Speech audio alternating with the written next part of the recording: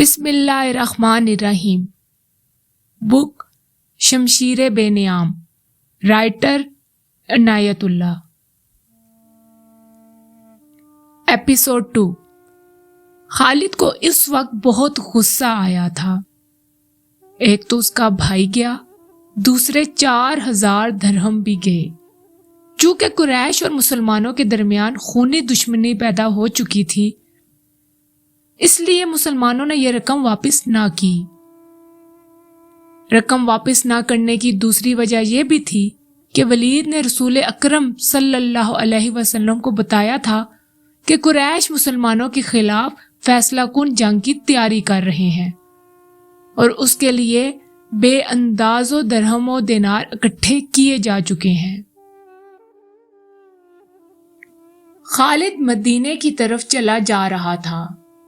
اسے افق سے ایک کوہان سی ابری ہوئی نظر آنے لگی. خالد جانتا تھا کہ یہ کیا ہے.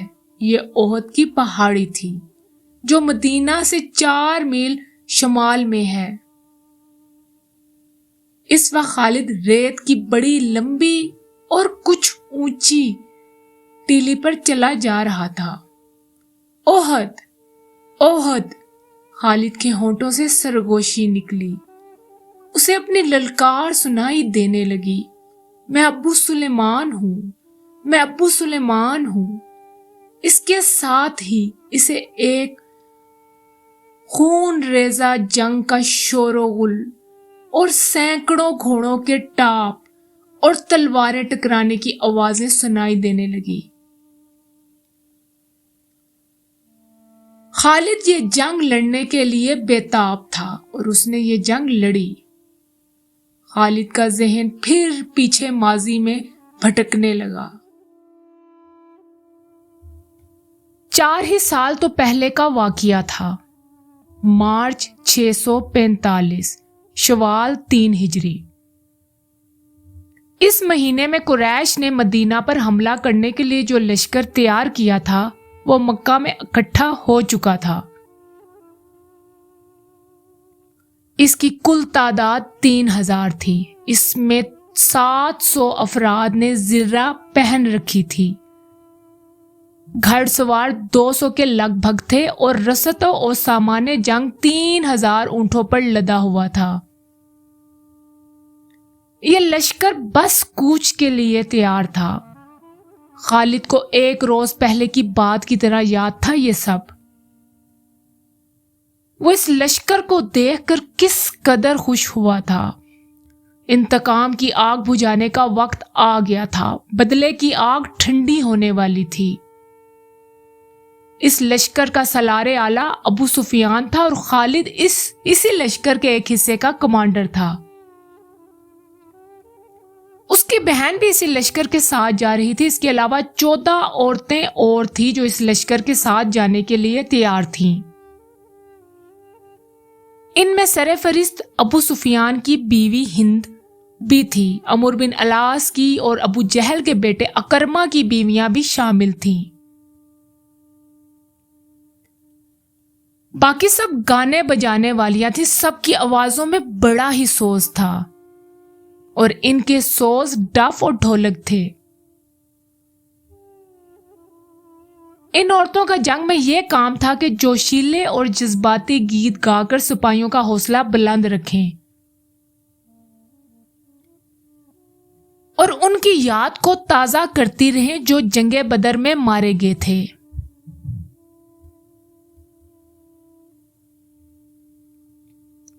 خالد کو آج بھی افریقہ کا ایک حبشی یاد آیا جس کا نام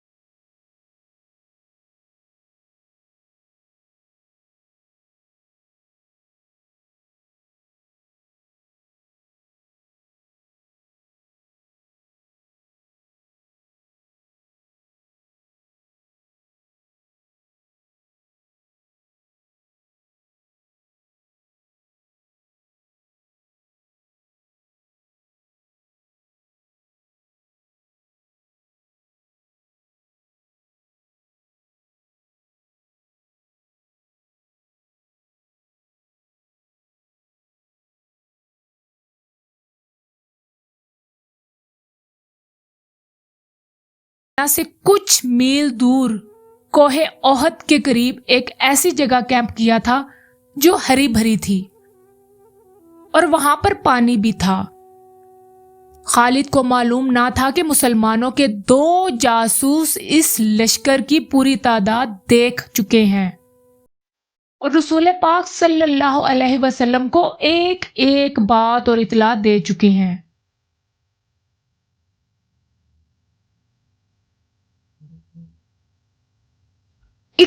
مارچ 625 کے روز رسول کریم نے اپنی فوج کو کوچ کا حکم دیا اور شیخین نام کی ایک پہاڑی کے دامن میں جا کر خیمہ زن ہوئے۔ آپ صلی اللہ علیہ وسلم کے ساتھ 1000 پیادہ مجاہدین تھے، جن میں ایک 100 نے سروں پر زرہ باندھ رکھی تھی۔ مجاہدین کے پاس صرف 2 گھوڑے تھے، جن میں سے ایک رسول کریم صلی اللہ علیہ وسلم کے پاس تھا۔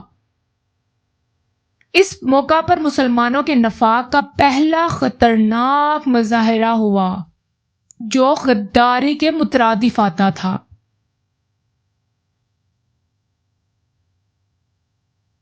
مدینے کے بعض ایسے لوگوں نے بھی اسلام قبول کر لیا تھا جو دل سے مسلمان نہیں تھے، وہ منافقین تھے۔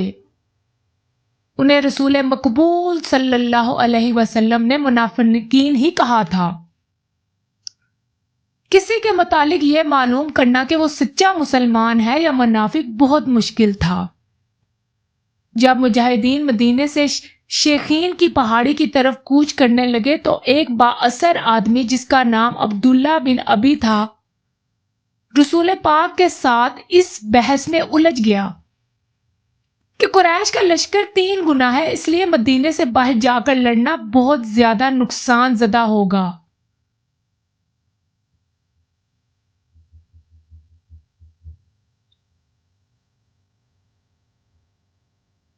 آپ صلی اللہ علیہ وسلم نے مجاہدین کے دوسرے سرداروں سے رائے لی تو اکثریت نے کہا کہ شہر سے باہر لڑنا زیادہ بہتر ہوگا۔ آپ صلی اللہ علیہ وسلم عبداللہ بن ابی کے ہی ہم خیال تھے، لیکن آپ صلی اللہ علیہ وسلم نے اکثریت کا فیصلہ قبول کیا اور فرمایا، کوچ کا حکم دے دیا۔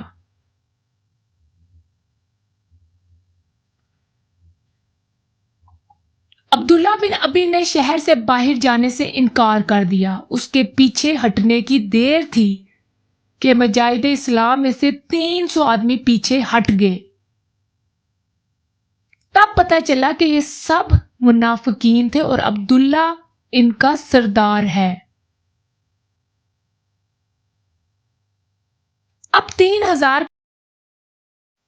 اب 3000 کے مقابلے میں مجاہدین کی نفری صرف 700 رہ گئی، لیکن رسول پاک صلی اللہ علیہ وسلم دل برداشتہ نہ ہوئے اور 700 کے ہی لے کر کوہ احد کے دامن میں شیخین کے مقام پر چلے گئے۔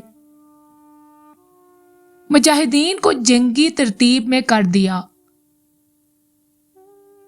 خالد نے ایک بلند ٹیکری پر کھڑے ہو کر مسلمانوں کی یہ ترتیب دیکھی تھی اور اس نے اپنے سالار ابو سفیان کو بتا کر اپنے دستے کی جگہ طے کر لی۔ رسول پاک صلی اللہ علیہ وسلم نے مجاہدین کو کم و بیش 1000 گز لمبائی میں پھیلا دیا۔ پیچھے کو وادی تھی، مجاہدین کے ایک پہلو کے ساتھ پہاڑی تھی، لیکن دوسرے پہلو پر کچھ بھی نہ تھا۔ اس پہلو کو مضبوط رکھنے کے لیے رسول پاک صلی اللہ علیہ وسلم نے 50 تیر اندازوں کو قریب کی ایک ٹیکری پر بٹھا دیا۔ ان تیر اندازوں کے کماندار عبداللہ بن حبیر تھے۔ اپنی ذمہ داری سمجھ لو عبداللہ، رسول پاک نے اسے ہدایات دیتے ہوئے فرمایا۔ اپنے عقب کو دیکھو. دشمن ہمارے عقب میں نقل و حرکت کر سکتا ہے جو ہمارے لیے بہت خطرہ ہے. دشمن کے پاس گھوڑ سوار زیادہ ہیں. وہ ہمارے پہلو پر گھوڑ سواروں سے حملہ کر سکتا ہے. اپنے تیر اندازوں کو گھوڑ سواروں پر مرکوز رکھو. پیادوں کا مجھے کوئی ڈر نہیں. تقریباً تمام مستند مورخین جن میں ابن ہشام اور مختلف مورخین خاص طور پر قابل ذکر ہیں، لکھتے ہیں کہ رسول کریم نے عبداللہ بن جبیر کو واضح الفاظ میں کہا تھا، ہمارا عقب صرف تمہاری بیداری اور مستعدی سے محفوظ رہے گا. تمہاری ذرا سی کوتاہی بھی ہمیں بڑی ذلت آمیز شکست دے سکتا ہے. یاد رکھو عبداللہ رضی اللہ عنہ، اگر تم دشمن کو بھاگتے ہوئے اور ہمیں فتح یاب ہوتے ہوئے دیکھ لو تو بھی جگہ مت چھوڑنا، مت ہلنا اپنی جگہ سے. اگر دیکھو کہ ہم پر دشمن کا دباؤ بڑھ گیا ہے اور تمہیں ہماری مدد کے لیے پہنچ جانا چاہیے تو بھی یہ جگہ مت چھوڑنا. پہاڑی کی یہ بلندی دشمن کے قبضے میں نہیں جانی چاہیے. یہ بلندی تمہاری ہے. وہاں سے تم نیچے اس تمام علاقے کے حکمران ہوگے جہاں تک تمہارے تیر اندازوں کے تیر پہنچیں گے. خالد نے مسلمانوں کی ترتیب دیکھی اور ابو سفیان کو بتایا کہ مسلمان کھلے میدان کی لڑائی نہیں لڑیں گے. ابو سفیان کو اپنی کثیر نفری پر بڑا ہی ناز تھا. وہ چاہتا تھا کہ لڑائی کھلے میدان یعنی لا محدود محاذ پر ہو تاکہ وہ اپنے پیادوں اور گھوڑوں کی افراد سے مجاہدین اسلام کو کچل ڈالے.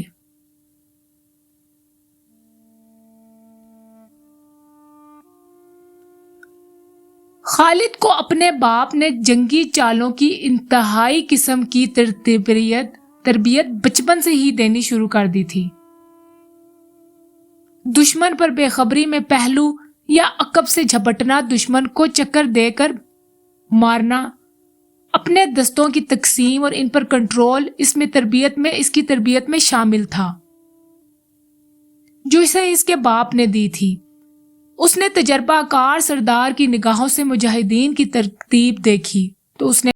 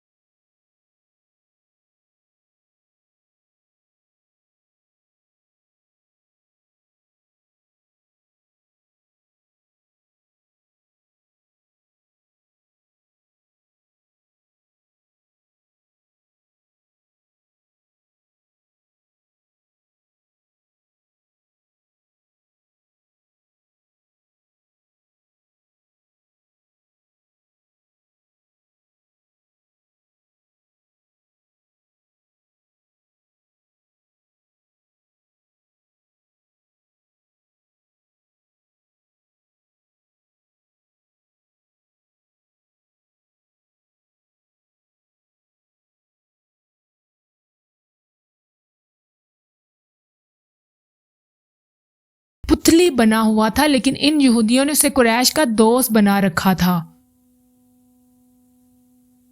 اب مجاہدین قریش کے خلاف جنگ لڑنے کے لیے مدینہ سے نکلے تو ابو عامر قریش کے پاس چلا گیا۔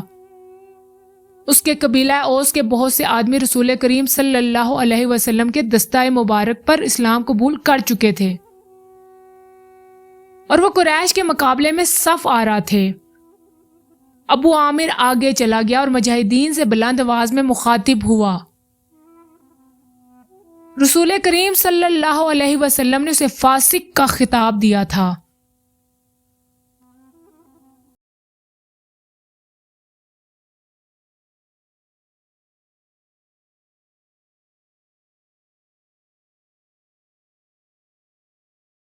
بہادروں، تم مجھے یقیناً پہچانتے ہو میں کون ہوں، میری بات غور سے سن لو۔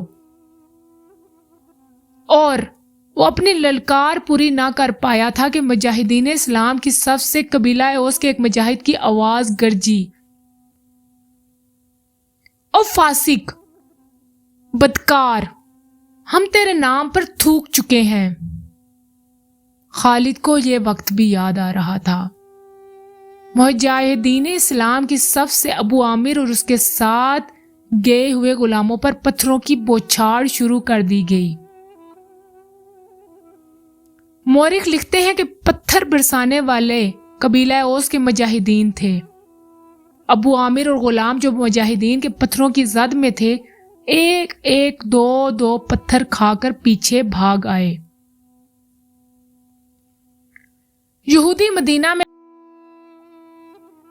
یہودی مدینہ میں بیٹھے لڑائی کی خبروں کا انتظار کر رہے تھے۔ جس یہودن کے طلسم میں ابو عامر گرفتار تھا، وہ اپنی کامیابی کی خبر سننے کے لیے بےتاب تھی۔ اسے ابھی معلوم نہ تھا کہ اس کے حسن اور جوانی کے طلسم کو مسلمانوں نے سنکسار کر دیا ہے۔ ابو عامر اور فاسق کے اس واقعے سے پہلے وہ عورتیں جو قریش کے لشکر کے ساتھ گئی تھیں،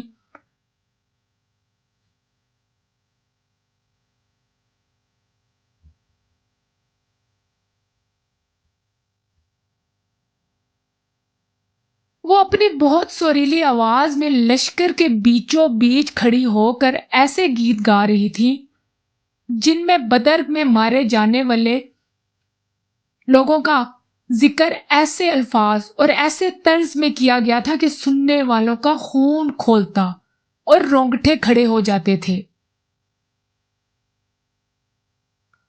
ان عورتوں میں سے ایک دو نے جو جوشیلی تقریر کی صورت میں بھی قریش کے خون کو گرمایا تھا۔ عورتوں کو پیچھے چلے جانے کا حکم ملا تو ابو سفیان کی بیوی نے ایک گھوڑے پر سوار ہو کر ایک گیت گانا شروع کر دیا۔ اس کی آواز بلند تھی اور آواز میں سوز بھی تھا۔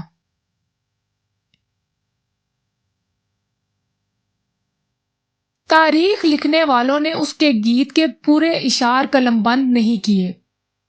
انہوں نے لکھا ہے کہ یہ گیت فحش تھا، جس میں مرد اور عورت کے بے پردہ تعلقات کا ذکر تھا۔ اشعار جو تاریخ میں آئے ہیں وہ اس طرح ہیں۔ ان میں جس عبدالدار کا نام آتا ہے یہ بنو عبدالدار ہے۔ بنو امیہ اس کی ایک شاخ تھی۔ بنو عبدالدار قریش کا بہت اونچا خاندان تھا۔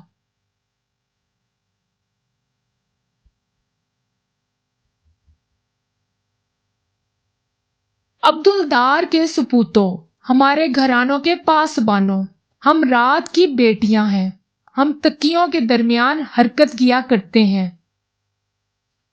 اس حرکت میں لطف اور لذت ہوتی ہے۔ تم دشمن پر چڑھ دوڑے تو ہم تمہیں اپنے سینوں سے لگا لیں گی، تم بھاگ آئے تو ہم تمہارے قریب نہیں آئیں گے۔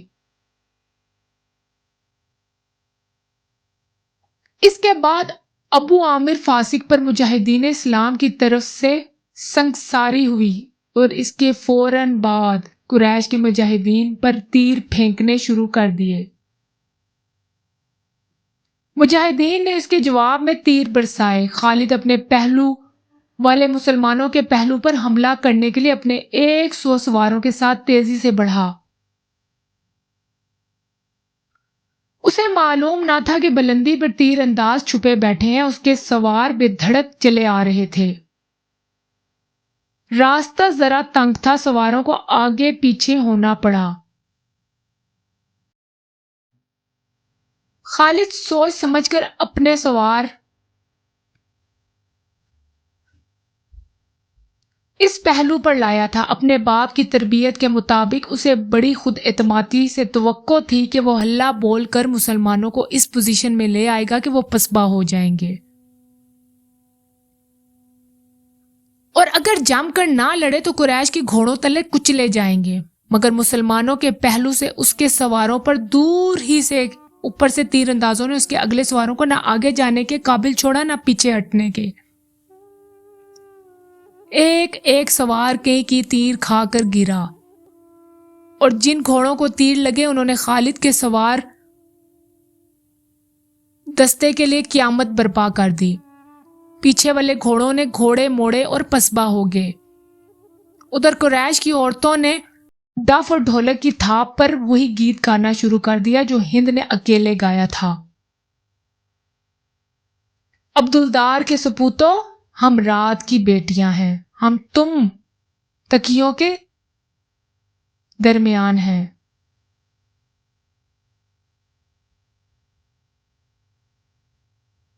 مورخ اور واقعی لکھتا ہے کہ عربی جنگجوؤں کے اس وقت کے رواج کے مطابق ایک ایک جنگجو کے لڑنے کا مرحلہ آیا۔ سب سے پہلے قریش کے پرچم بردار طلحہ بن ابو طلحہ نے آگے جا کر مجاہدین اسلام کو للکارا اور اس کے مقابلے کے لیے کسی کو آگے بھیجو۔ عامر الدین کے دشمن حضرت علی رضی اللہ عنہ نے تند ہوا کے جھونکے کی طرح آگے آ کر کہا، میں آتا ہوں تیرے مقابلے کے لیے۔ طلحہ اپنے قبیلے کا پرچم تھامے تلوار لہراتے ہوئے بھپرا ہوا آیا، مگر اس کا وار ہوا کو چیرتا ہوا گزر گیا۔ وہ ابھی سنبھل ہی رہا تھا کہ حضرت علی رضی اللہ عنہ کی تلوار نے اسے ایسا گہرا زخم لگایا کہ پہلے اس کا پرچم کھرا اور پھر وہ خود گرا۔ قریش کا ایک آدمی بھاگ کر آیا اور پرچم اٹھا کر پیچھے چلا گیا۔ علی رضی اللہ عنہ اسے بھی گرا سکتے تھے، مگر انفرادی مقابلوں میں یہ رواج نہ تھا۔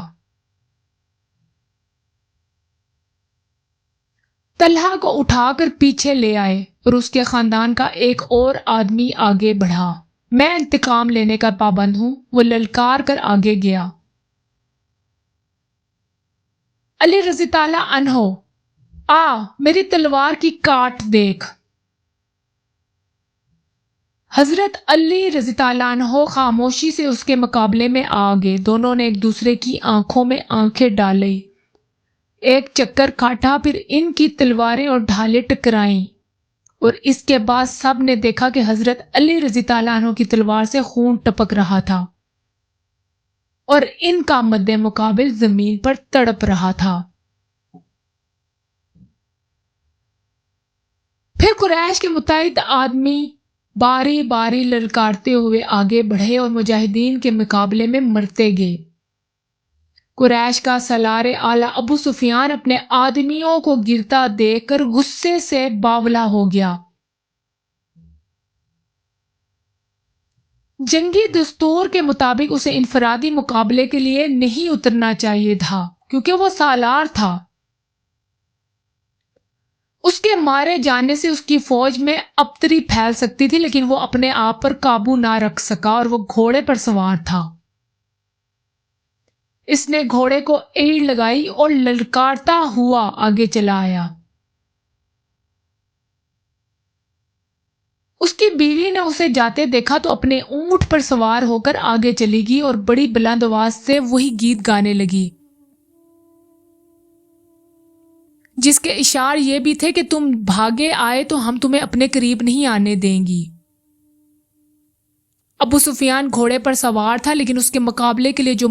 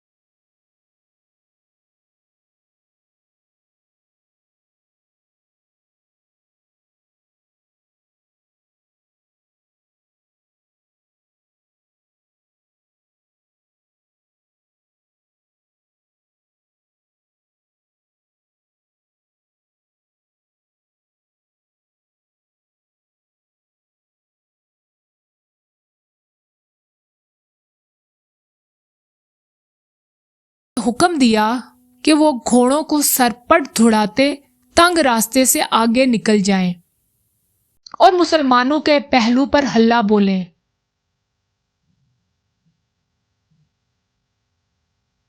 مگر عبداللہ بن جبیر کے 50 تیر اندازوں نے سواروں کو اس طرح پسپا کر دیا کہ وہ چند گھوڑے اور زخموں سے کرہاتے ہوئے کچھ سواروں کو پیچھے چھوڑ گئے۔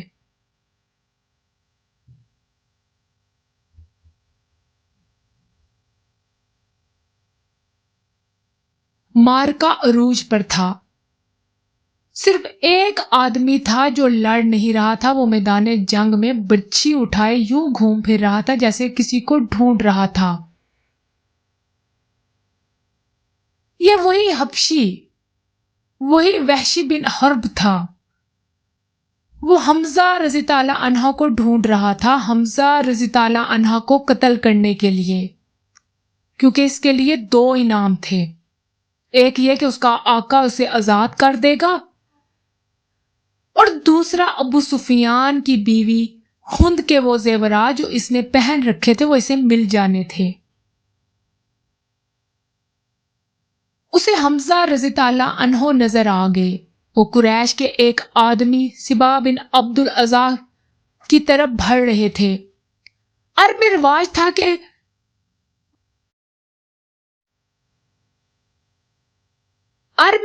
تھا کہ ختنہ عورتیں کیا کرتی تھی۔ مورخ ابن ہشام کے مطابق اسلام سے پہلے عربوں میں ختنے کا رواج موجود تھا۔ حمزہ رضی اللہ عنہ نے جس سبا کو للکارا تھا اس کی ماں ختنے کیا کرتی تھی۔ ختنے کرنے والی کے بیٹے حمزہ رضی اللہ عنہ نے اسے للکارا، ادھر آ اور مجھے آخری بار دیکھ لے۔ سبا بن عبد العزا حمزہ رضی اللہ عنہ کی طرف بڑھا۔ غصے سے اس کا چہرہ لال تھا۔ وہ تلوار اور ڈھال کی لڑائی کا ماہر تھا۔ حمزہ رضی اللہ عنہ بھی کچھ کم نہ تھے۔ دونوں ایک دوسرے کے قریب آئے اور ایک دوسرے پر وار کرنے لگے۔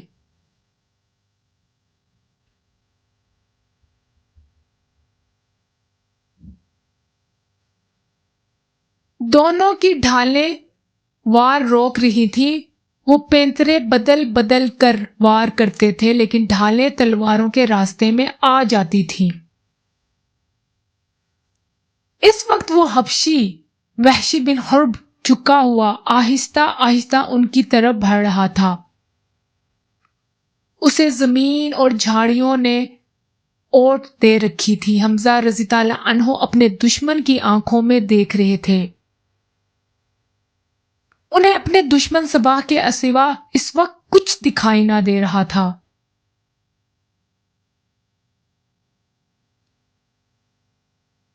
دہشی ان کے قریب پہنچ گیا۔ برچھی نشانے پر پھینکنے کا وہ ماہر تھا۔ وہ اتنا قریب ہو گیا جہاں سے اس کی برچھی خطا نہیں جا سکتی تھی۔ وہ اٹھ کر کھڑا ہوا اور برچھی کو ہاتھ میں تولا، پھر اسے پھینکنے کی پوزیشن میں لایا۔ حمزہ رضی اللہ عنہ نے سبا پر یکے بعد دیگرے تیزی سے 2-3 وار کیے۔ آخری وار ایسا پڑا کہ حمزہ رضی اللہ عنہ کی تلوار سبا کے پیٹ میں اتر گئی۔ حمزہ رضی اللہ عنہ نے تلوار اس کے پیٹ سے اس طرح نکالی کہ اس کا پیٹ اور زیادہ پھٹ گیا اور حمزہ رضی اللہ عنہ کے قدموں میں وہ گر پڑا۔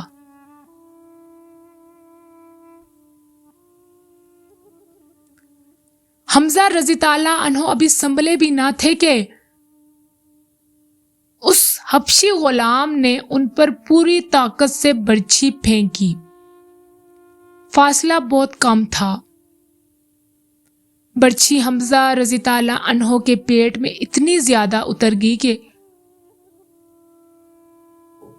اس کی الی حمزہ رضی اللہ عنہ کے پیٹ سے آگے نکل گئی۔ حمزہ رضی اللہ عنہ گرے نہیں۔ انہوں نے ادھر ادھر دیکھا، انہیں وہی غلام دکھائی دیا۔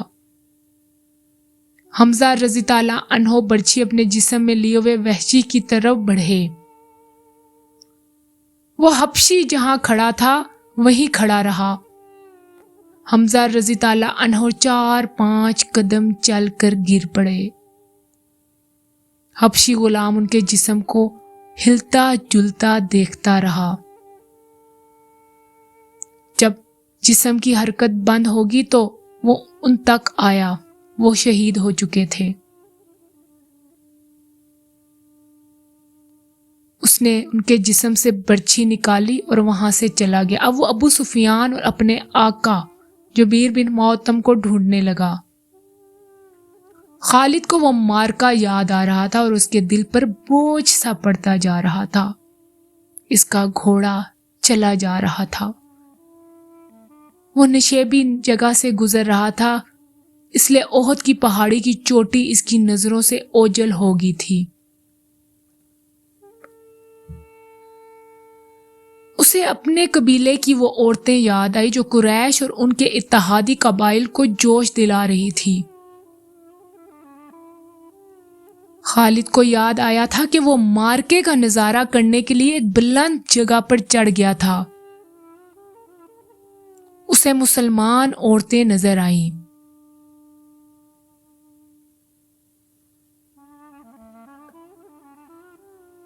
مسلمان اپنے جن زخمیوں کو پیچھے لاتے تھے انہیں عورتیں سنبھال لیتی تھیں، ان کی مرہم پٹی کرتی، انہیں پانی پلاتی تھیں۔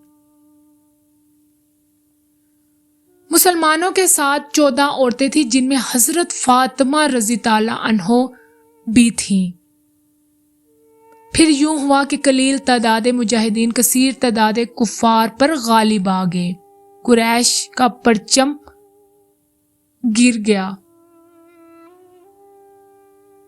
کسی اور نے پرچم کو اٹھا لیا، پھر گرا، پھر کسی نے اٹھا لیا۔ کئی بار قریش کا پرچم گرا۔ آخر میں غلام نے پرچم اٹھا کر اونچا کیا لیکن وہ بھی مارا گیا۔ اور پھر مسلمانوں نے قریش کو پرچم اٹھانے کی مہلت نہ دی۔ قریش کے جذبے جواب دے گئے۔ خالد نے ان کی پسبائی دیکھی اور یہ بھی دیکھا تھا کہ مسلمان ان کا تعاقب کر رہے ہیں۔ قریش اپنے کیمپ میں بھی نہ ٹھہرے اور اپنا مال و اسباب چھوڑ کر افراتفری کے عالم میں بھاگ گئے۔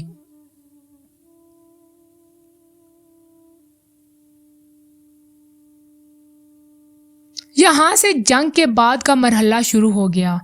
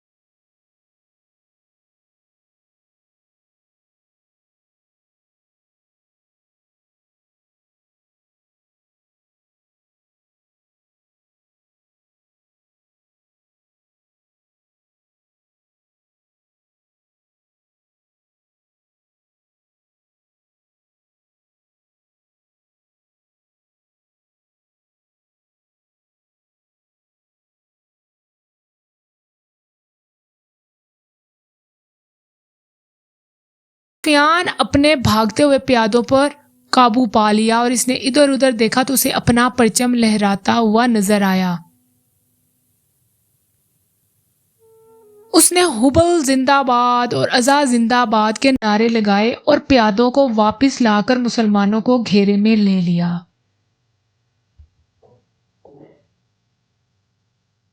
خالد کو وہ وقت آ رہا تھا، وہ وقت خالد کو یاد آ رہا تھا۔ وہ رسول پاک صلی اللہ علیہ وسلم کو ڈھونڈ رہا تھا، اور آج 4 برس بعد وہ مدینہ جا رہا تھا اور اس کے ذہن میں رسول کریم صلی اللہ کا غلبہ تھا۔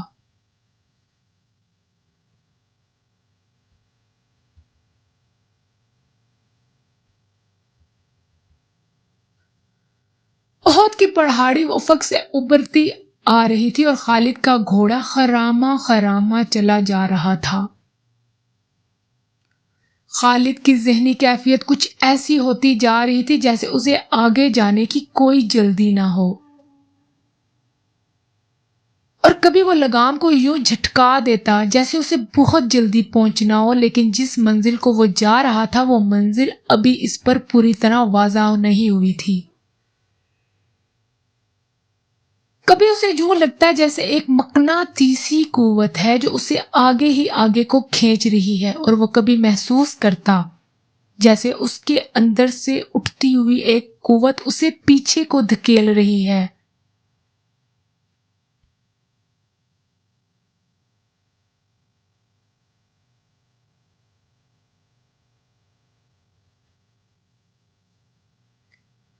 خالد، اسے ایک آواز سنائی دی جو اس کے اندر سے اٹھی تھی، لیکن اسے حقیقی سمجھ کر اس نے گھوڑے کی باگ کھینچی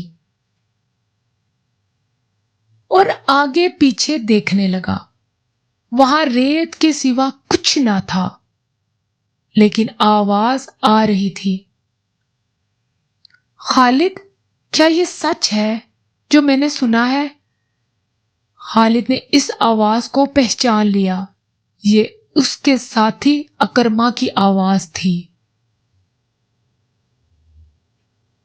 ایک ہی روز پہلے تو اکرما اسے کہہ رہا تھا، اگر تم یہ سوچ رہے ہو کہ محمد صلی اللہ علیہ وسلم خدا کا بھیجا ہوا نبی ہے تو یہ خیال دل سے نکال دو۔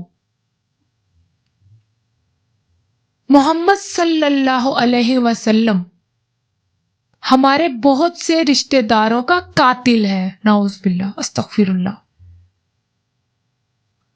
اپنے قبیلے کو دیکھ جو سورج غروب ہونے سے پہلے پہلے محمد صلی اللہ علیہ وسلم کو قتل کرنے کی قسم کھائے ہوئے ہے، نعوذ باللہ۔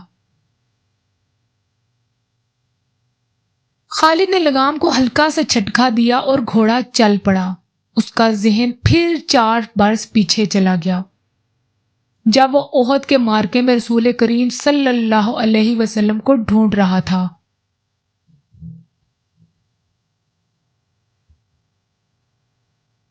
وہ قریش کی اس قسم کو پورا کرنے کا عزم لیے ہوا تھا کہ رسول پاک کو سورج غروب ہونے سے پہلے پہلے قتل کر دے گا، نعوذ باللہ۔ اسے یاد آ رہا تھا کہ مسلمانوں کے تیر اندازوں نے جب عینین کی پہاڑی چھوڑ دی تھی تو اس نے اس پہاڑی پر حملہ کر کے عبداللہ کو اور 9 تیر اندازوں کو جو رسول پاک صلی اللہ علیہ وسلم کے حکم کی پیروی کرتے ہوئے وہاں رہ گئے تھے ختم کیا تھا۔ مسلمانوں کے ہاتھوں سے بھاگے ہوئے قریش پھر واپس آ گئے تھے اور انہوں نے اپنے آپ کو منظم کر لیا تھا۔ مسلمان یہ معرکہ ہار چکے تھے اور یہ اپنے رسول پاک کے حکم عدولی کا نتیجہ تھا۔ خالد اور ابو جہل کا اکرما فن حرب اور ضرب کے ماہر تھے، ان کے لیے ایک ایک مسلمان کو قتل کر دینا اب مشکل نہ رہا۔ اب اللہ کے سوا مسلمانوں کی کوئی بھی مدد نہیں کر سکتا تھا۔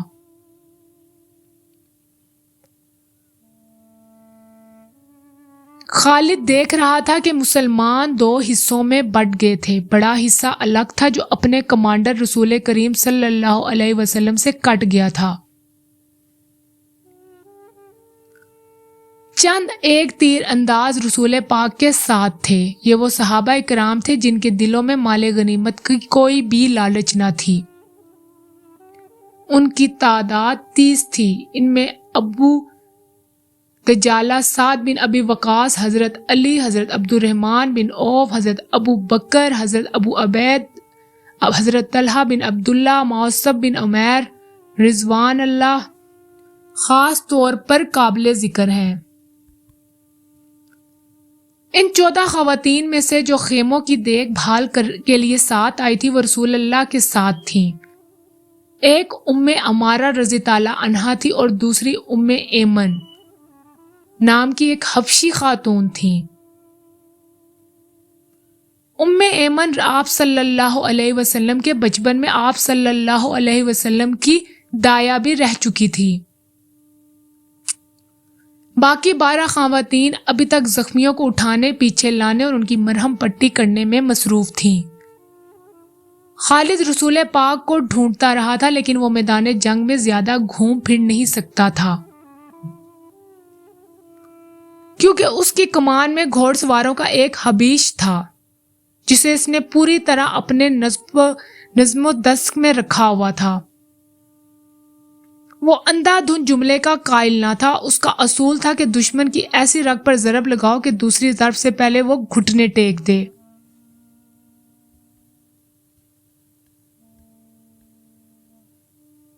آج 4 برس بعد جبکہ وہ تنہا صحرا میں جا رہا تھا، اس کے ذہن میں گھوڑے دوڑ رہے تھے، اسے تیر کمانوں کے زناٹے سنائی دے رہے تھے،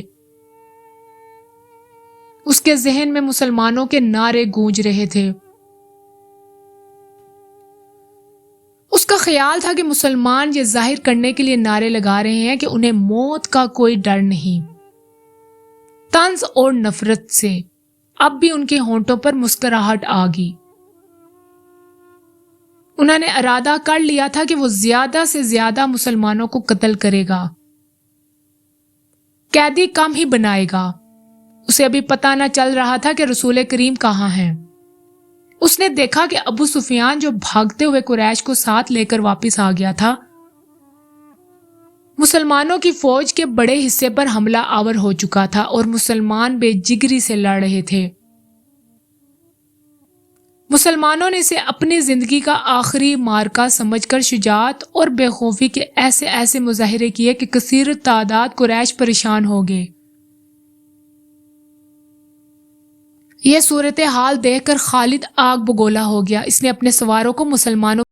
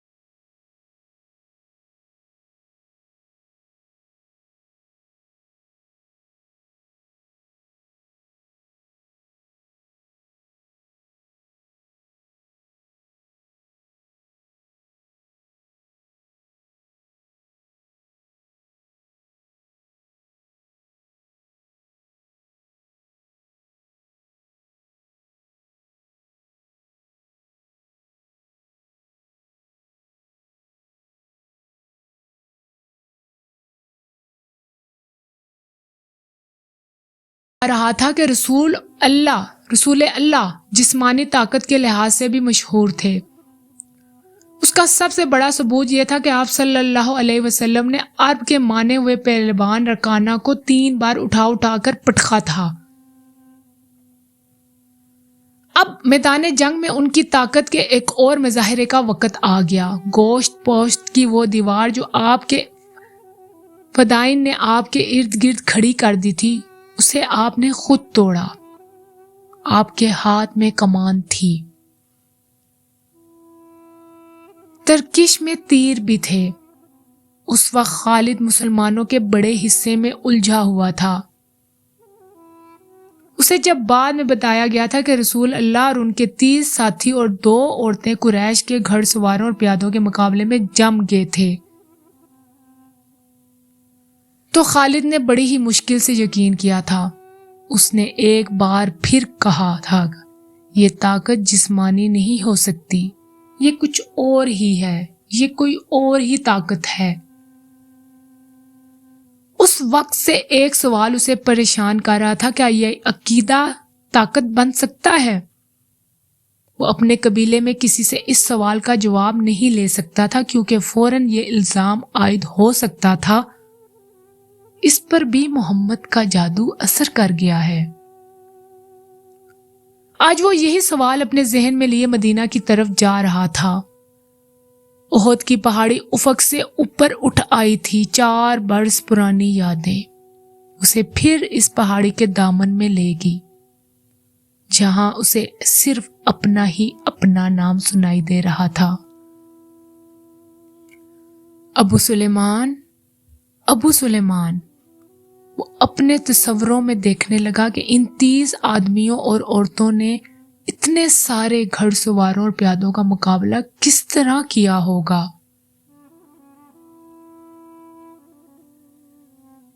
رسول پاک صلی اللہ علیہ وسلم اپنے دستے مبارک سے تیر برسا رہے تھے۔ آپ کے ساتھی بڑھ بڑھ کر آپ کو اپنے حلقے میں لے لیتے تھے۔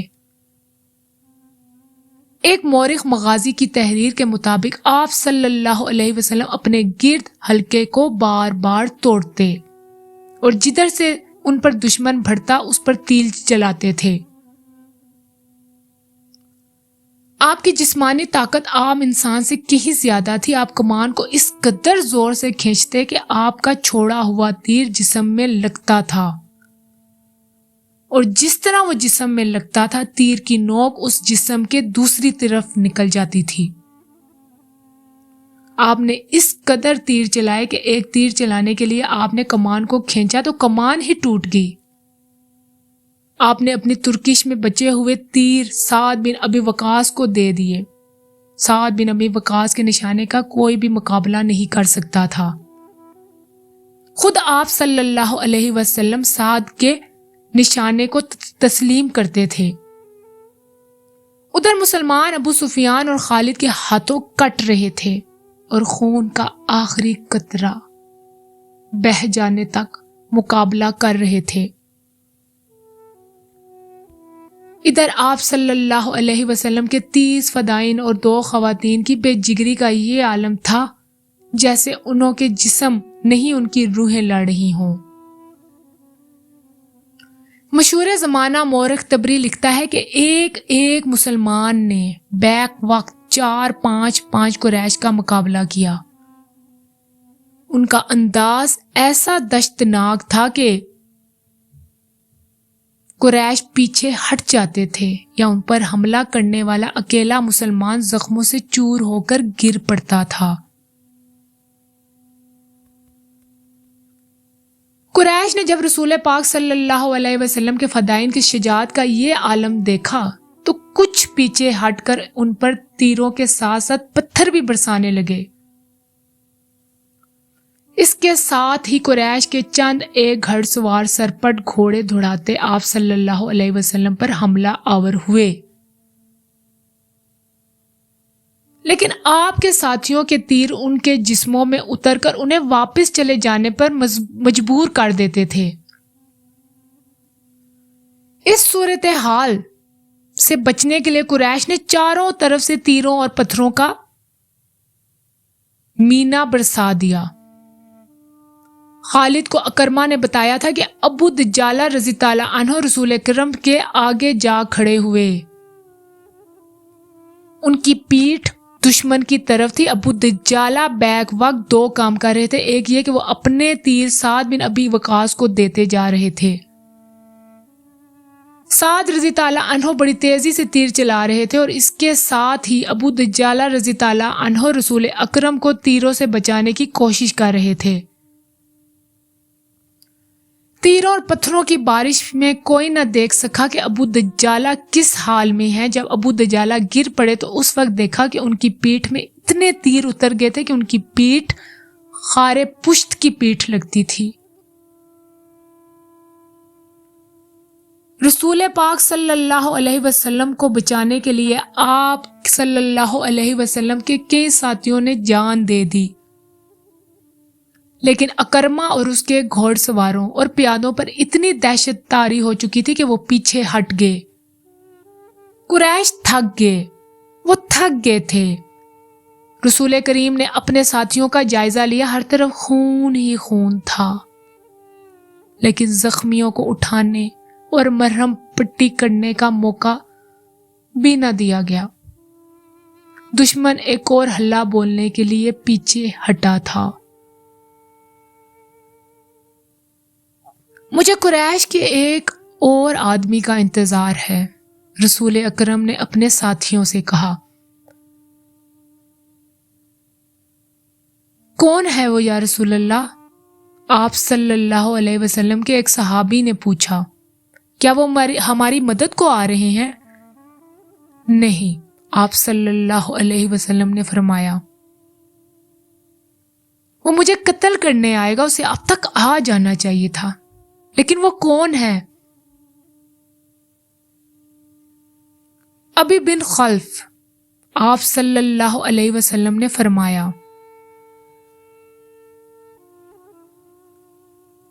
ابی بن خلف رسول کریم کے کٹر مخالفین میں تھا۔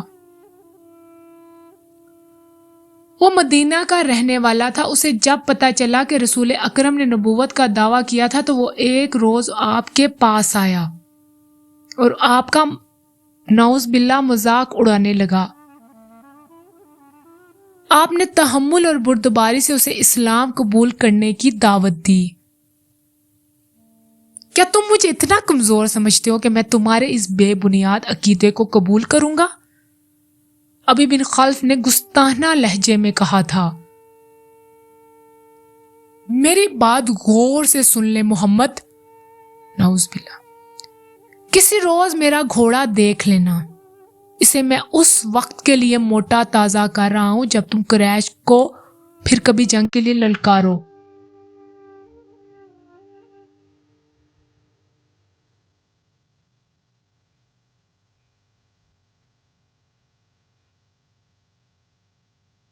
اب بدر کے خواب دیکھنے چھوڑ دو، میں اسی گھوڑے پر سوار ہوں گا اور تم مجھے میدان جنگ میں اپنے سامنے دیکھو گے۔ میں اپنے دیوتاؤں کی قسم کھا کر کہتا ہوں کہ تمہیں اپنے ہاتھوں سے قتل کروں گا۔ ابھی رسول اکرم نے مسکرا کر کہا تھا، زندگی اور موت اس اللہ کے اختیار میں ہے جس نے مجھے نبوت عطا فرمائی اور مجھے گمراہ لوگوں کو سیدھے راستے پر لانے کا فرض سونپا۔ ایسی بات منہ سے نہ نکالو جسے میرے اللہ کے سوا کوئی بھی پورا نہ کر سکے۔ جو بھی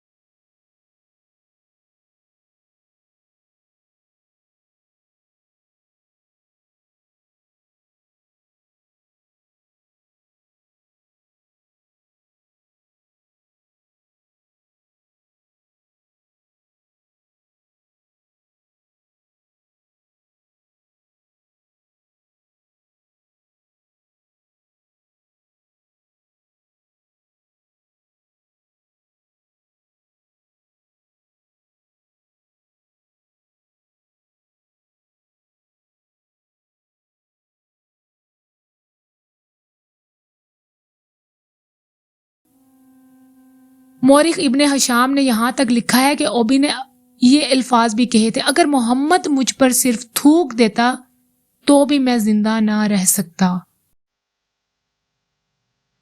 جب احد کا مارکا ختم ہو گیا تو اوبی قریش کے ساتھ مکہ کو روانہ ہوا۔ راستے میں انہوں نے پڑاؤ کیا تو اوبی مر گیا۔ خالد کو آج 4 برس بعد وہ وقت کل کی بات کی طرح یاد آ رہا تھا۔ اسے یقین تھا کہ مسلمانوں کو اہل قریش کچل کر رکھ دیں گے، لیکن مسلمان جس طرح جانیں قربان کر رہے تھے، اس نے خالد کو پریشان کر دیا۔ یوں لگتا تھا جیسے مسلمان پیادوں سے قریش کے گھوڑے بھی خوفزدہ ہیں۔ خالد نے اپنے گھوڑے کو ایڑ لگائی اور اس خون ریزہ مارکے میں ابو سفیان کو تلاش کرتا ہوا اس تک جا پہنچا۔ کیا ہم مسلمانوں کو فیصلہ کن شکست دینے کے قابل نہیں رہے؟ خالد نے ابو سفیان سے کہا۔ کیا قریش کی ماؤں کے دودھ ناقص تھے کہ یہ ان مٹھی بھر مسلمان ہم پر غالب آ گئے اور ہم ان سے خوفزدہ ہوتے جا رہے ہیں؟ دیکھو خالد، ابو سفیان نے کہا، جب تک محمد صلی اللہ علیہ وسلم ان کے ساتھ ساتھ ہے اور وہ زندہ سلامت ہے، یہ خون کا آخری قطرہ بہہ جانے تک شکست نہیں کھائیں گے۔ تو یہ فرض مجھے کیوں نہیں سونپ دیتے تم؟ خالد نے کہا۔ نہیں، ابو سفیان نے کہا، تم اپنے سواروں کے پاس جاؤ، تمہاری قیادت کے بغیر وہ بکھر جائیں گے۔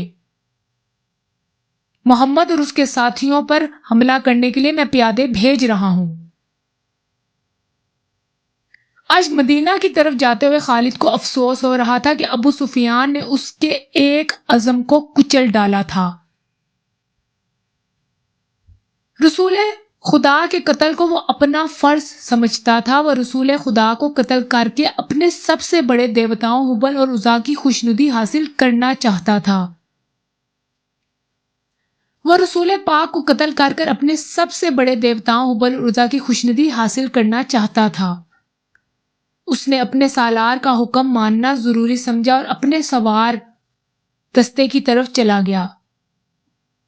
اسے اتنا اطمینان ضرور تھا کہ رسول پاک کے ساتھ اب چند ایک ساتھی ہی رہ گئے ہوں گے اور آپ کو قتل کرنا اب کوئی مشکل بات نہیں، اور اس کے بعد مسلمان اٹھنے کے قابل نہیں رہیں گے۔ خالد کو میدان جنگ کی کیفیت بڑی اچھی طرح یاد تھی۔ اس نے ذرا بلندی سے دیکھا تھا کہ احد کے دامن میں دور دور تک زمین میں خون ہی خون ہے۔ زمین خون سے لال ہو چکی تھی۔ کہیں گھوڑے تڑپ رہے تھے اور کہیں خون میں نہائے ہوئے انسان کراہ رہے تھے۔ زخمیوں کو اٹھانے کا بھی کسی کو ہوش نہ تھا۔ پھر اس نے دیکھا پیادہ قریشی رسول کریم صلی اللہ کے قریب پہنچ گئے ہیں اور انہوں نے آپ صلی اللہ علیہ وسلم کے ساتھیوں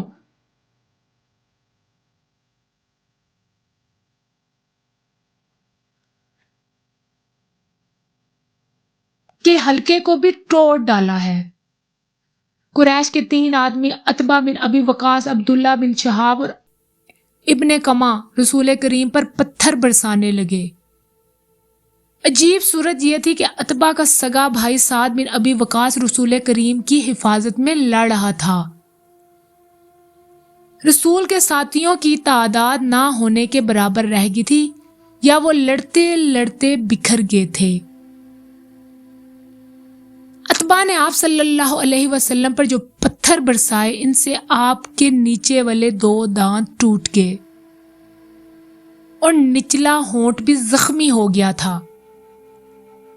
عبداللہ کے پتھر سے آپ کی پیشانی پر خاصا گہرا زخم آیا۔ ابن کما نے قریب آ کر اتنی زور سے پتھر مارا کہ آپ صلی اللہ علیہ وسلم کے خود کی زنجیر کی 2 کڑیاں ٹوٹ کر رخسار میں اتر گئی۔ ان سے رخسار کی ہڈی بھی بری طرح مجروح ہوئی۔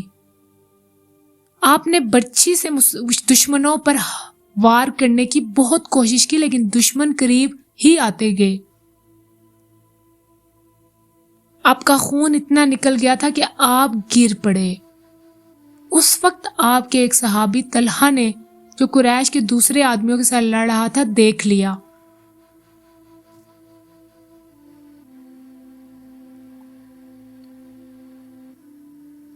وہ بھاگتے ہوئے آپ تک پہنچا۔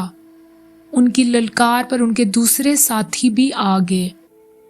آپ صلی اللہ علیہ وسلم کو پتھروں سے گرانے والے قریش آپ پر تلواروں سے حملہ کرنے ہی والے تھے کہ سعد بن ابی وقاص نے اپنے سگے بھائی عتبہ پر حملہ کر دیا۔ عتبہ اپنے بھائی کا غیظ و غضب دیکھ کر بھاگ اٹھا۔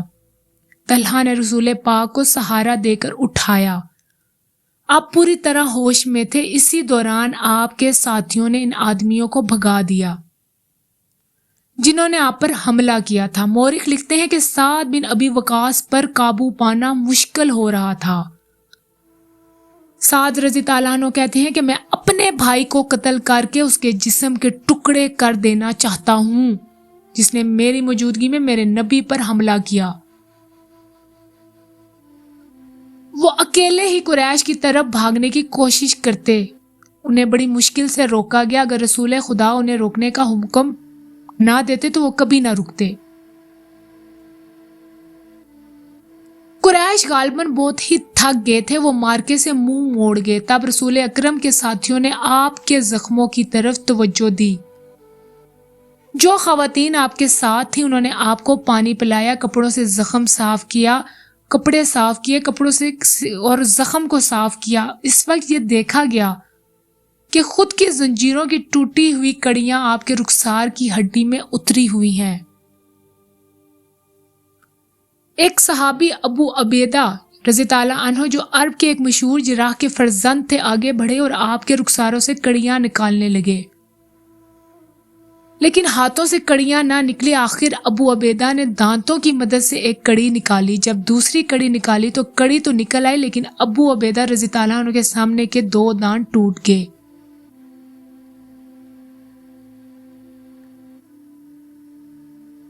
اس کے بعد لوگوں نے ابو عبیدہ رضی اللہ عنہ کو الاسرم کہنا شروع کر دیا جس کا مطلب ہے وہ آدمی جس کے سامنے والے دانت نہ ہوں۔ پھر وہ اسی نام سے مشہور ہو گئے۔ ام ایمن جو رسول اکرم صلی اللہ علیہ وسلم کے بچپن میں آپ کی دایا رہ چکی تھی آپ پر جھکی ہوئی تھی۔ اس وقت تک آپ کی طبیعت سنبھل چکی تھی۔ اچانک ایک تیر ام ایمن کی پیٹھ میں اتر گیا اور اس کے ساتھ ہی دور سے ایک کہکا سنائی دیا۔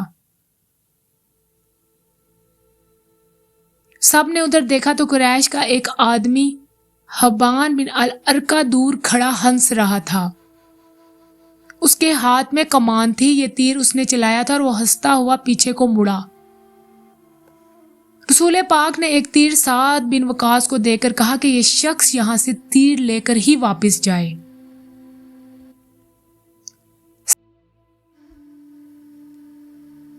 سعد نے جو تمام قبائل میں تیر اندازی میں خصوصی شہرت رکھتے تھے کمان میں تیر ڈال کر حبان پر چلایا۔ تیر حبان کی گردن میں اتر گیا۔ سعد رضی اللہ عنہ کے تمام ساتھیوں نے بڑے زور سے کہکا لگایا۔ حبان نے ڈگمگاتے ہوئے چند قدم اٹھائے اور وہ گر پڑا۔ آج خالد جب مدینہ کی طرف بڑھتا جا رہا تھا اور احد کی اس پہاڑی افق سے اوپر ہی اوپر اٹھتی آ رہی تھی، اسے اپنے کچھ ساتھی یاد آنے لگے۔ عقیدوں کے اختلاف نے بھائی کو بھائی کا دشمن بنا دیا تھا، لیکن خالد کو یہ خیال بھی آیا کہ بعض لوگ اپنے عقیدے کو اس لیے سچا سمجھتے ہیں کہ وہ اس کے پیروکار ہوتے ہیں۔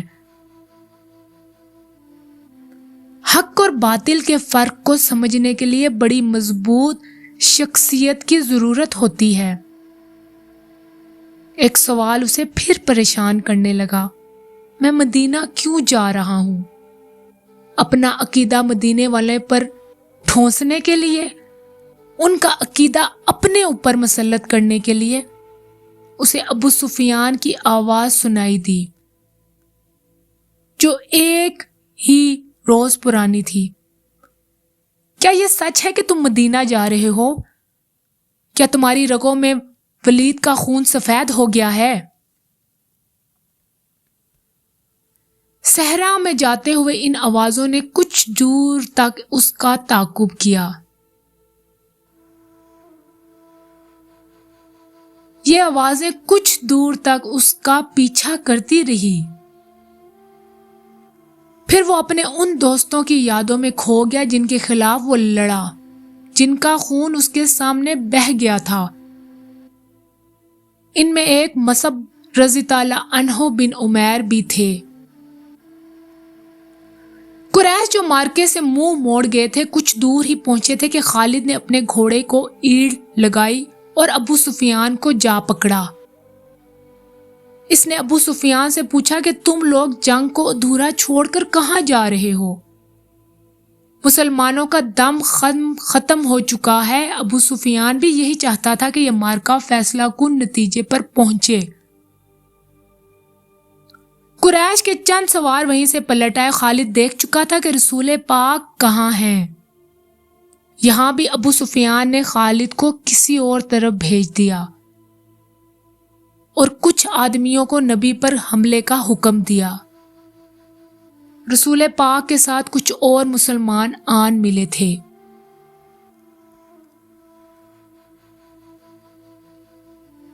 اب پھر ابن کما لڑتے ہوئے مسلمانوں کا حلقہ توڑ کر رسول پاک تک پہنچنے کی کوشش کرنے لگا۔ اس وقت رسول پاک کے پاس مصعب بن عمیر کھڑے تھے اور عمارہ اپنے قریب پڑے ہوئے 2-3 زخمیوں کو پانی پلا رہی تھی۔ انہوں نے جب قریش کو ایک بار پھر حملے کے لیے آتے دیکھا تو زخمیوں سے ہٹ کر انہوں نے ایک زخمی کی تلوار اٹھا لی اور قریش کے مقابلے میں ڈٹ گئی۔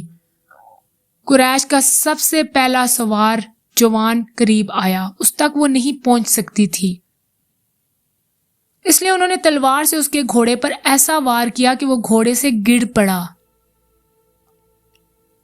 سوار گھوڑے کے دوسری طرف گرا۔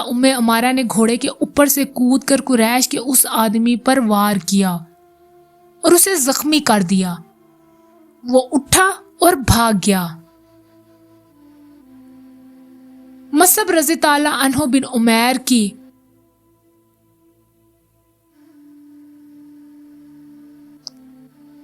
شکل و صورت، قد رسول کریم کے ساتھ نمایاں مشابہت تھا۔ ابن کما مصعب رضی اللہ کو رسول خدا سمجھ کر اس پر حملہ آور ہو گیا۔ مصعب رضی اللہ عنہ تیار تھے، انہوں نے ابن کما کا مقابلہ کیا۔ کچھ دیر دونوں میں تیغ زنی ہوئی، لیکن ابن کما کا ایک وار مصعب پر ایسا بھرپور پڑا کہ وہ گر گئے اور شہید ہو گئے۔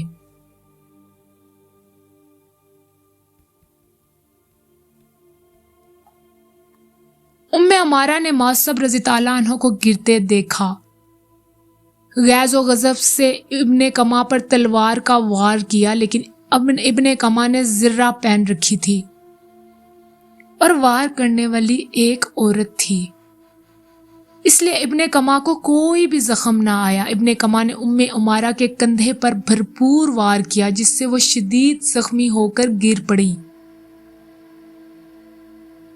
اسی وقت رسول پاک جو قریب ہی تھے ابن کما کی طرف بڑھے، لیکن ابن کما نے پینترا بدل کر آپ پر ایسا وار کیا جو آپ کے خود پر پڑا۔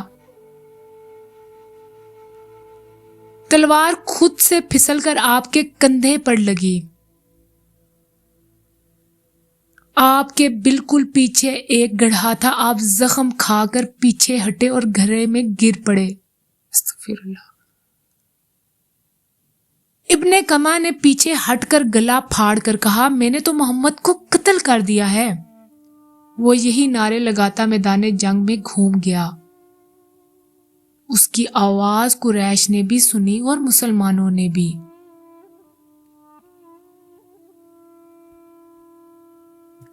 قریش کو تو خوش ہونا ہی تھا، مسلمانوں پر اس کا بڑا تباہ کن اثر ہوا۔ وہ اپنا حوصلہ ہار بیٹھے اور احد کی پہاڑی کی طرف بھاگنے لگے۔ اپنے نبی کے شدائیوں، بھاگتے ہوئے مسلمانوں کو ایک للکار سنائی دی۔ اگر نبی صلی اللہ علیہ وسلم نہ رہیں تو لعنت ہے ہم پر کہ ہم بھی زندہ رہیں۔ تو کیسے شدائی ہو کہ نبی کریم کی شہادت کے ساتھ ہی تم موت سے ڈر کر بھاگ رہے ہو؟ مسلمان رک گئے۔ اس للکار نے انہیں آگ بگولا کر دیا۔ وہ پیادہ تھے لیکن انہوں نے قریش کے گھڑ سواروں پر حملہ کر دیا۔ یہ حملہ خالد اور اکرمہ کے گھوڑ سواروں پر ہوا تھا۔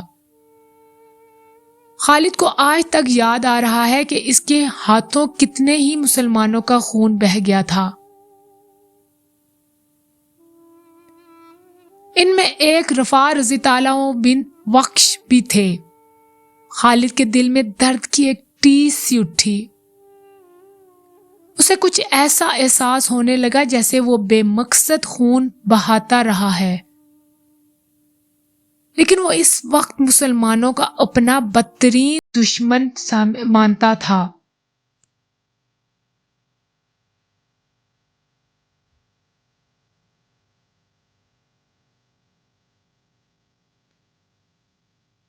اب مسلمانوں کا دم خم ٹوٹ چکا تھا۔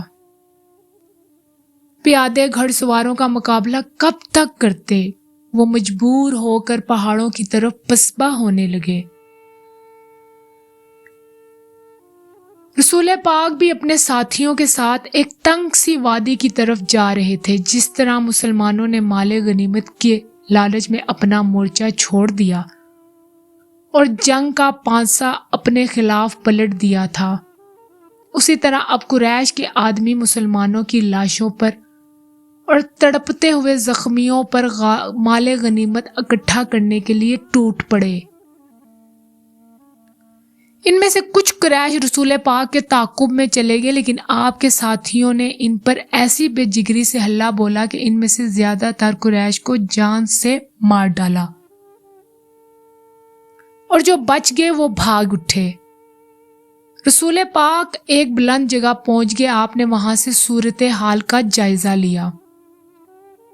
آپ کے 30 صحابہ میں سے 16 شہید ہو چکے تھے، جو 14 زندہ تھے ان میں زیادہ تر زخمی تھے۔ آپ نے بلندی سے میدان جنگ کا جائزہ لیا۔ آپ کو کوئی بھی نہ مسلمان نظر آ رہا تھا۔ مسلمان یہ سمجھ کر کہ رسول پاک شہید ہو چکے ہیں، سخت مایوسی کے عالم میں ادھر ادھر بکھر گئے۔ کچھ واپس مدینہ چلے گئے، کچھ قریش کے انتقام کے ڈر سے پہاڑی کے اندر جا چھپے۔ یہاں رسول پاک کو اپنے زخموں کی طرف توجہ دینے کی فرصت ملی۔ آپ صلی اللہ علیہ وسلم کی بیٹی حضرت فاطمہ رضی اللہ عنہا، جو آپ کو ہر طرف تلاش کر کے تھک چکی تھی، آپ کے پاس آ پہنچی۔ قریب ہی ایک چشمہ تھا۔ حضرت علی رضی اللہ عنہ وہاں سے کسی چیز میں پانی لے آئے اور آپ کو پانی پلایا۔ حضرت فاطمہ رضی اللہ عنہ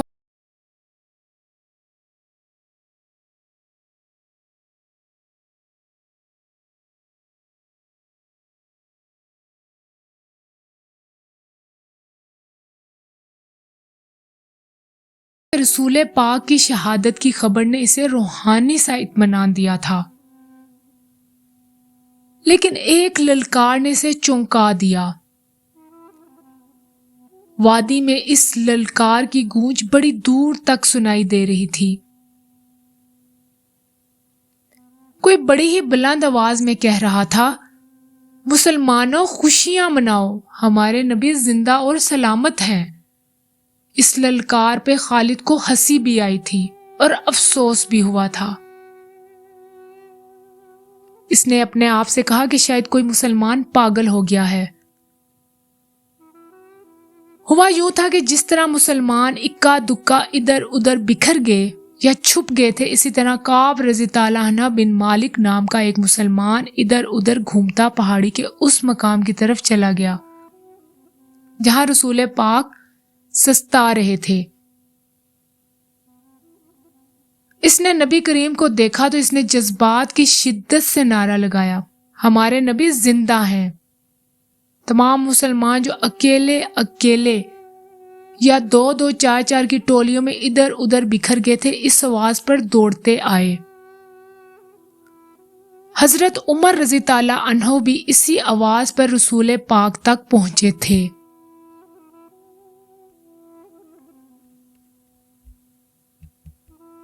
اس سے پہلے کہ ابو سفیان میدان جنگ میں پڑی ہوئی ہر لاش کو دیکھتا پھر رہا تھا، وہ رسول پاک کا جسد مبارک نعوذ باللہ تلاش کر رہا تھا۔ اسے قریش کا جو بھی آدمی ملتا وہ اس سے پوچھتا، کیا تم نے محمد کی لاش نہیں دیکھی؟ اسی تلاش میں خالد بھی اس کے سامنے آ گیا۔ خالد، ابو سفیان نے پوچھا، تم نے کیا محمد کی لاش دیکھی ہے؟ نہیں، خالد نے جواب دیا، اور ابو سفیان کی طرف ذرا سا جھک کر پوچھا، کیا تمہیں یقین ہے کہ محمد قتل ہو چکا ہے؟ ہاں، ابو سفیان نے جواب دیا، وہ ہم سے بچ کر کہاں جا سکتا تھا؟ کیا تمہیں کوئی شک ہے؟ ہاں ابو سفیان، خالد نے جواب دیا، میں اس وقت تک شک میں رہتا ہوں جب تک اپنی آنکھوں سے نہ دیکھ لوں۔ محمد صلی اللہ علیہ وسلم اتنی آسانی سے قتل ہو جانے والا شخص نہیں ہے۔ معلوم ہوتا ہے کہ تم پر محمد کا طلسم طاری ہے، ابو سفیان نے تکبر کے لہجے میں کہا۔ کیا محمد ہم میں سے نہیں تھا؟ کیا تم اسے نہیں جانتے تھے؟ جو شخص اتنی قتل و غارت کا ذمہ دار ہے، ایک روز اسے بھی قتل ہی ہونا تھا۔ محمد قتل ہو چکا ہے، جاؤ اور دیکھو، اس کی لاش کو پہچانو، اس کا سر کاٹ کر مکہ لے جائیں گے۔ استغفر اللہ، نعوذ باللہ۔ این اس وقت پہاڑی میں سے کعب رضی تعالیٰ عنہ بن مالک کی للکار گرجی، مسلمانوں خوشی مناؤ، ہمارے نبی زندہ ہیں، سلامت ہیں۔ پھر یہ آواز رات کی کڑک کی طرح گرجتی کڑکتی وادی اور میدان میں گھومتی پھرتی رہی۔ سن لو ابو سفیان، خالد نے کہا، اب میں تمہیں بتاتا ہوں محمد کہاں ہے۔ میں اس پر حملہ کرنے جا رہا ہوں، لیکن میں تمہیں یقین نہیں دلا سکتا کہ میں محمد کو قتل کر آؤں گا کہ نہیں۔ کچھ دیر پہلے خالد نے رسول پاک اور ان کے ساتھیوں کو پہاڑی کے اندر جاتے دیکھا تھا، لیکن وہ بہت دور تھا۔ خالد ہار ماننے والا اور اپنے ارادے کو ادھورا چھوڑنے والا آدمی نہیں تھا۔ اس نے اپنے چند ایک سواروں کو ساتھ لیا اور پہاڑی کے اس مقام کی طرف آگے بڑھنے لگا۔